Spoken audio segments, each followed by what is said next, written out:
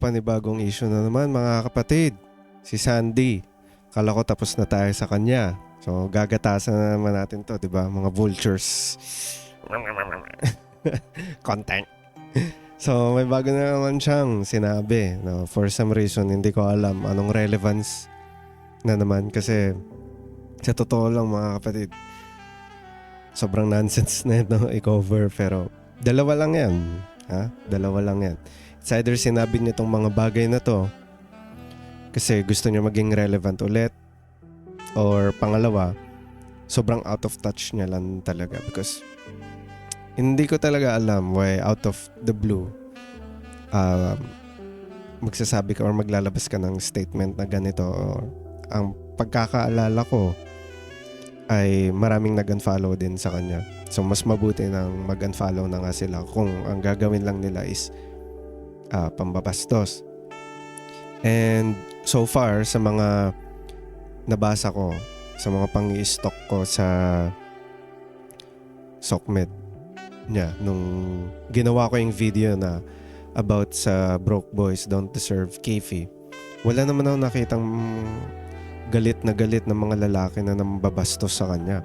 It's either ang worst pa ano worst na nabasa ko is sa'yo na lang yung Kefi nyo kung kumare parang hindi na virgin, mga ganong thoughts. So is that pambabastos? No, I mean, we made our stand last time. Bakit pagtatalunan kung ibibigay o hindi yung Kefi sa broke or sa hindi na tao, where in reality dapat binibigay mo lang yung Kefi mo kapag sa asawa mo na, kapag kasal na kayo. So eto, ayan, actually naalala ko sa kanya yung isang tao nare-reacta natin today video, and nakikita ko siya doon kasi sobrang out of touch and for no reason. Di ko alam ano tong sinasabi niya. So basahin na natin. Sabi niya dito, naglabas ng pahayag ang content creator na si Sandy Nicole Magsino para sa mga kalalakihang nakafollow sa kanyang social media accounts. Anya, kung puro pambabastos lamang ang gagawin ng mga ito, ay mas mabuting mag-unfollow na lamang sila sa kanyang page. Where? Okay, where? Kasi wala talaga akong nakita. Okay. So, maybe hanapin natin after neto. Sa parehong pahayag, pinanindigan ni Sandy ang kanyang pagtatanggol sa mga kababaihan at sinabing, we are more than just a woman. Woman dapat. We. Woman. Kinondena niya rin ang mga kalalakihang nag-objectify o objectify sa mga babae at sinabing dapat silang mahiya sa kanilang lustful minds. Again, dapat in context to palagi kung babanggitin natin to, because where? Okay?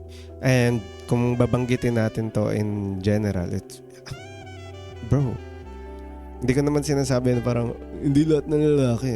Ang sinasabi ko dito, hindi lang lalaki ang may lustful minds.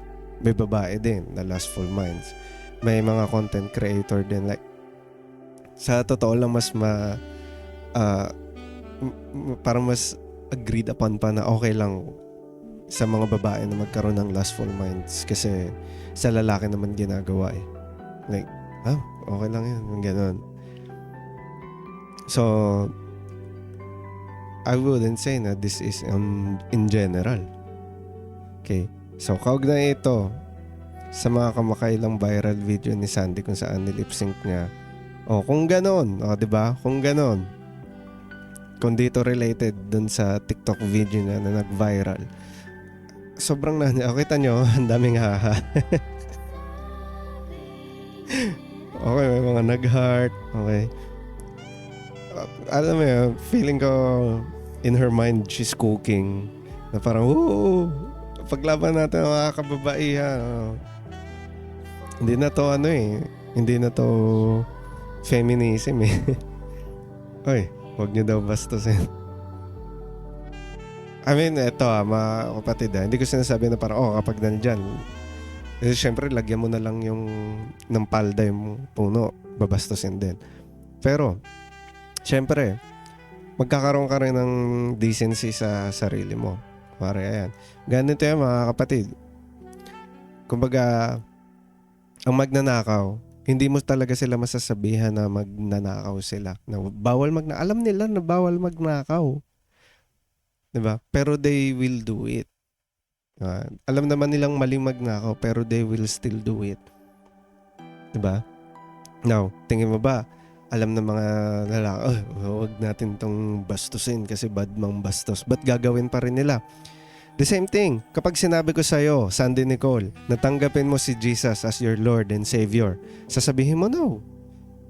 Mapipilit ba kita na hindi siya tanggapin? Diba? Isipin mo yan. Isip. Diba? So, nasa sa'yo yun. Ikaw makakagawa ng changes na yon sa sarili mo. Hindi ko sinasabi na kapag nag-ayos ka ng maayos na damit, is mababastos ka na. Ay, may immune ka na sa kabastusan. Kasi kung bastos talaga yung mga yan, mambabastos at magbabastos yan. Hahanap ng paraan. The same thing sa mga magnanakaw. Kaya nga may akyat bahay Kasi kahit pinoprotektahan ng bahay mo, lahat ng mga importanteng gamit mo, magnanakaw nga gagawa ng paraan yan. Okay? So the same thing. Lalo na if you're going to show your figures like this. May sinabi pa siya pala dito. Sa mga lalaking nakafollow sa akin, paki-unfollow na ako kung binabastos nyo lang din ako. Hindi ko need ng followers kung ang tingin nyo lang sa akin ay para usan. Tagalog, para naintindihan nyo. To the women who follow me, I will never stop protecting us. Men should be ashamed of their lustful minds. Men should never objectify or subjectify us. We are more than just a woman.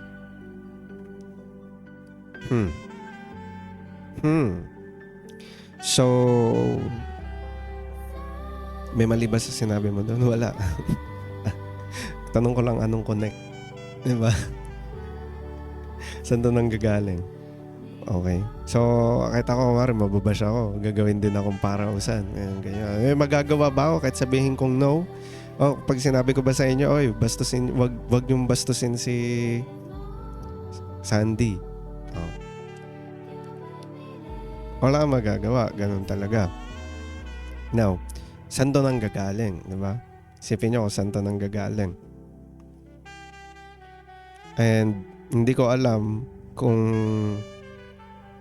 bakit I will never stop protecting us. Like, why you put yourself on that pedestal? That's why I said, it's either this is just parang PR move na para sa algorithm. Ito, yan tuloy, pinag-usapan natin. Nabait na ako, nabait. It's either that or wala, ganun talaga. Out of touch si ate. Like, how or why do you put yourself na parang you will be the protector of the women? Okay, so basahin natin. Andito pa din siya, Alam nyo, hindi ko talaga maintindihan Pero kitang-kita naman yung reason or kung saan sila nagagalit See? Eto. So, may object. Ito din. Diba? May white knight dito. Charot lang. Nagalag grabe, Ito, as a woman, I don't need protection from anybody. You don't take in English, man. Okay, bro. Tama na yan.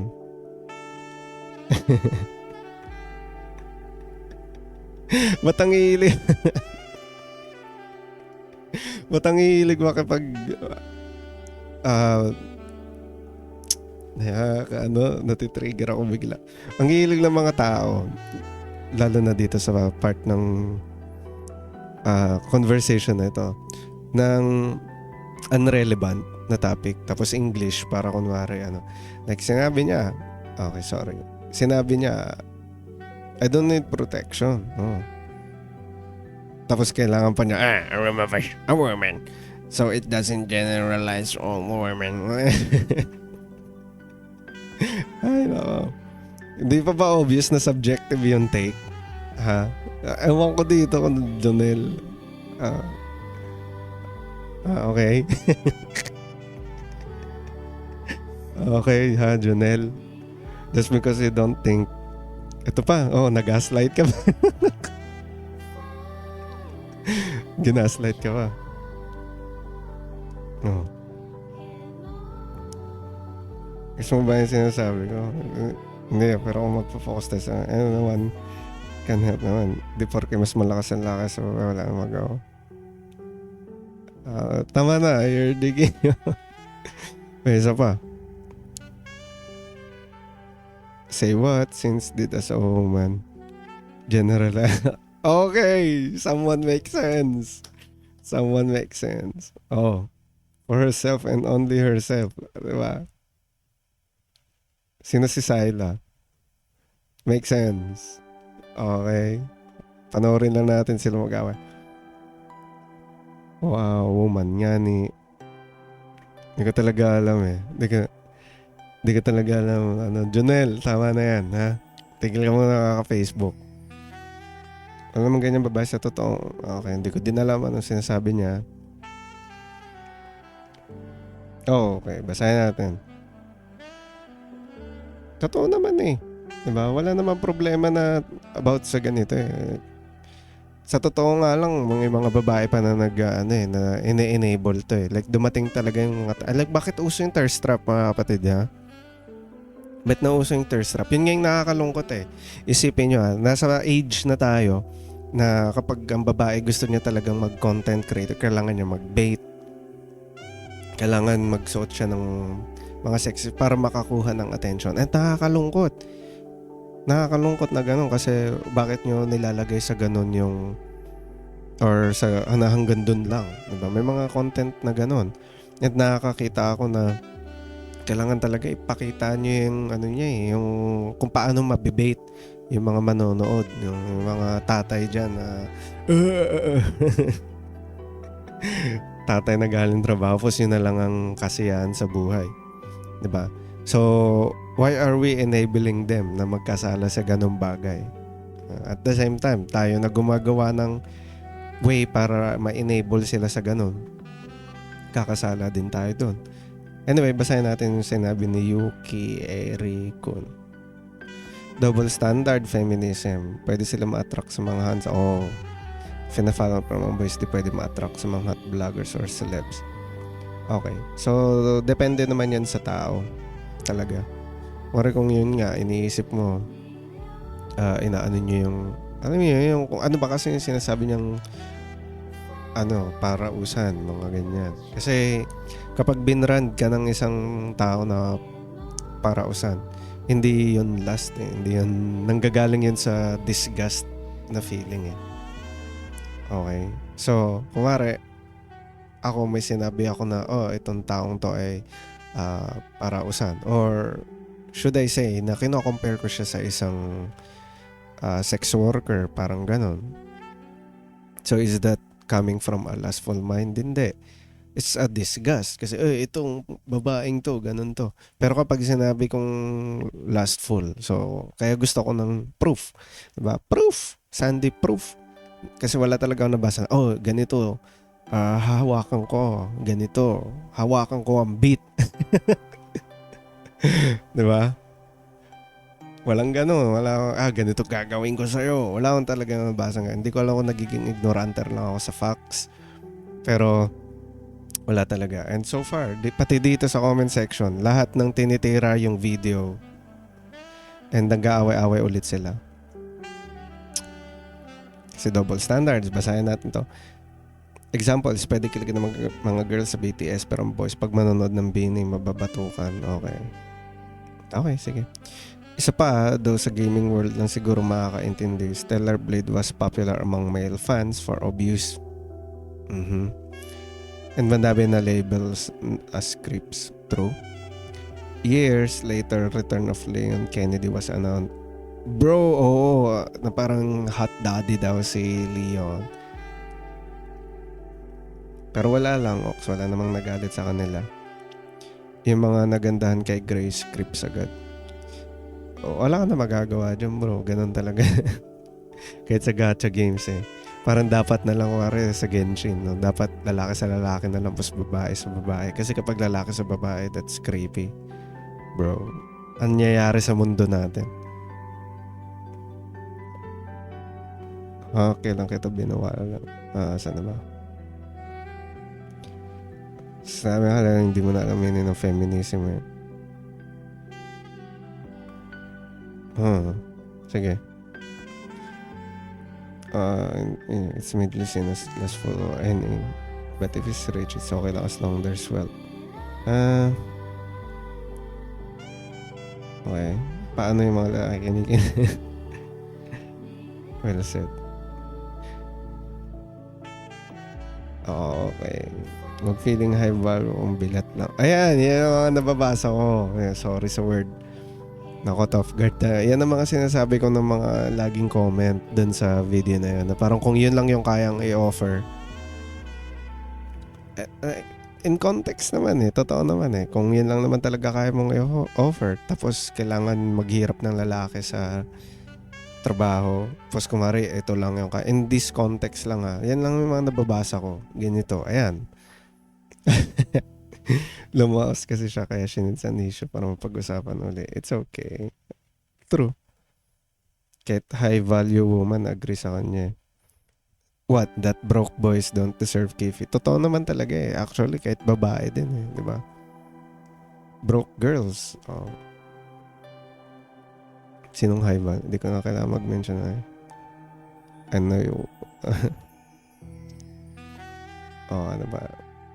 That's cute. Until a woman can be just as... Totoo naman. Sige. Simple lang yun si Sandy dati. Follower ako niyan dahil sa pagiging tawag sa kanya dati na next main. Pero nag-unfollow siya mo nang nag-thirst trap. Proof. Okay.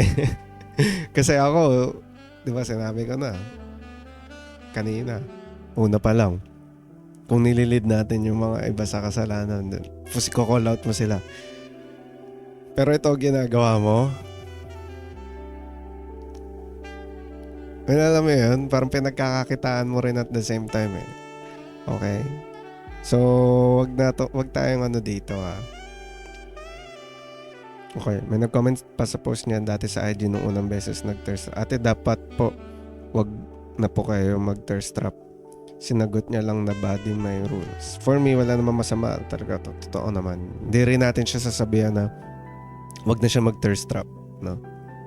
For me, wala namang masama kung anong gusto mo suotin. Pero kung intention mo talaga para maka-attract, doon na nagkakatalo. Tapos ngayon, nababastusan na siya sa kung paano siya i-treat ng ibang lalaki ngayon. Then, say this, no? Paka-performative kasi lang talaga. Kung totoo, okay, so out of touch nga siya. Diba? Women. Joker ata yan, bro Oh yes, ako din nung sumasayaw-sayaw pa lang siya sa paligid sa barangay nila. Okay. Feeling reward mga... ayan na naman.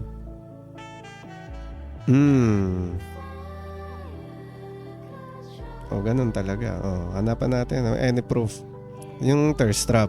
Kasi again, sinabi ko nga, nag-search tayo sa nung hinahanap natin yung issue, and yes, yun nga, maraming ang thirst trap. Siyempre, hindi na natin yun isa-isa mga kapatid, di ba? Mawawala pa yung natin. Mawawala pa yung pagiging Kristiyano natin sa gano'n, matempa tayo. Okay. So ito, I mean not gonna lie though. 0.5% of harassment because the way she's dancing and wearing and that attract men. I'm not saying na wala siyang babae na followers di ba? Yan yung business mo Diyan mo sinet yung standard mo Tingnan mo ako, ilan yung likers ko sa TikTok? Wala, di ba? Kasi wala pa, hindi pa tayo nakikita. Anyway, like, follow, subscribe sa YouTube, sa TikTok, follow nyo ako. Think of it now, you want proof. Well, that's the proof out there on his social media, di ba? Nakita ko din. Laki ba to? so many boys, tapos nagbabash siya ng mga boys followers niya, tapos mga vids niya, mga puros kitang-kita cleavage niya. Parira lang naman kay mga babae. If you saw a hot man that you attract, fa-follow niyo kasi gusto niya. Pag thirst trap nila, para lang daw yun sa sarili nila, pero nakapap. Hindi ko maintindihan yun. Ito. Exactly, boys ang gumusto sa kanya. Di ko lang magets saan nang galing ang hate para bastusin na lang siya ng ganyan. Like, ha?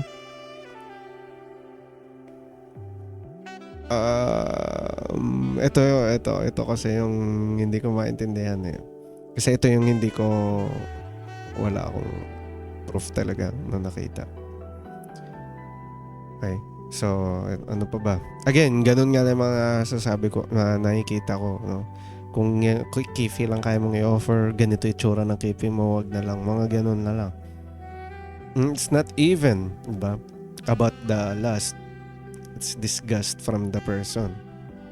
The way na na-overanalyze ko yung mga sentence. Okay. Not all miss ha. Ayan naman tayo sa not all. Okay. Ayan na. Kumukuha siya ng followers. Kung matinubakan niyang content sa tingin mo, if follow siya. Okay.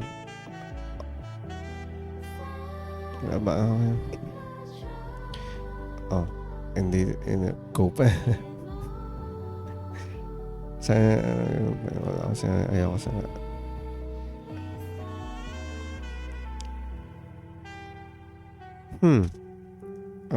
ewan ko. Hindi ko alam.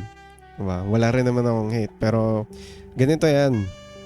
Angelica, if you have a bad take tapos ginawa mong public tapos nabash ka, wag kang magalit because it's a bad take, di ba? Sino ba? Okay, so I think ito na lahat yun. Ito. Men are often considered more lustful due to combination. Okay. Yung galing-galing ka pero edit ka, pero alam mo na ding sinasabi. Women should be ashamed of their tililing when they have what? Hindi naman ng mga lalaki, lalo namang sa mga babaeng yun lang kayang, kasi hindi nila lahat ang lalaki. The target is clearly mentioned. True, no? And let's say our take here, no? Kung kitang-kita naman in the first place kung sino yung target audience mo, tapos magagalit ka sa target audience mo. Why? Diba? Why? Diba? Lahat yan. Sabihin na natin nandyan sila in the first place because of lust. Kasi nakikita nila na nililid mo sila eh. Diba? Sandy, nililid mo sila sa na ito yung content mo na i-consume nila eh. Tapos, they feel hurt. No? Sabihin na natin na hurt. Yan. Na-hurt sila kasi anong broke boys, ganito. Kasi prinsipyo na nila yung inaapakan mo. Di nag-unfollow sila sa'yo. Tapos bigla mong sasabihin sa kanila to. Diba? Where in reality, tama naman. And at the same time, pinagkakakitaan mo rin. So, why? No? May mga nagsasabi rin naman na, yes, may mga babae ka rin namang followers and yeah, masaya naman talaga to. Gumawa ng content and all. Pero, just accept the L, man. Accept the L. Okay? Kasi wag ganun talaga, kapatid.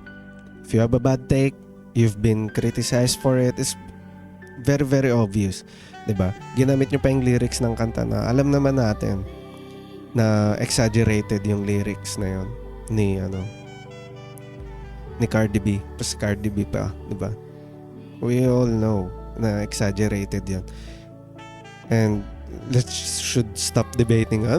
Ito yung ibig sabihin na broke. Kasi iba-iba talaga tayo ng standard ng broke. May mga mayayaman na for them, kahit meron pa silang 100k sa wallet nila, they think that they broke kasi hindi na kayang suportahan yung lifestyle nila. Iba-iba talaga tayo ng perspective ng brokenness, mga kapatid. So, saan ba dapat tayo mag-focus dito? Kung mahal mo, hindi. Huwag ibigay ang kefi nang hindi pa kayo kasal. Pag hindi ka pa kasal sa jowa mo ngayon, ba't mo ibibigay yung kefi mo? It's not a matter of Broke o hindi eh. Kasal ka ba o hindi? Yun lang yun. And ganito yan. Saan nagmamatter yung pagiging broke o hindi? Pag magpapakasal. Make sure mo na hindi muna kayo baon sa utang. Maging practical na tayo in this day and age, tapos in this economy, with this government, with these leaders. Maging practical muna tayo mga kapatid. Mag-ipon muna. No? Kahit hindi naman sobrang yaman, make sure na wala kayong utang after kasal. Kasi yun ang pinakamasaklap. Wala na nga sariling bahay, baon pa sa utang after kasal. Diba? Sobrang hirap. Nagme-make sense ba mga kapatid? Yun lang naman yun eh. Don't give kifi if you're not married. Ito lang muna sa amin para sa ngayon mga kapatid. Sa susunod ulit. Bye.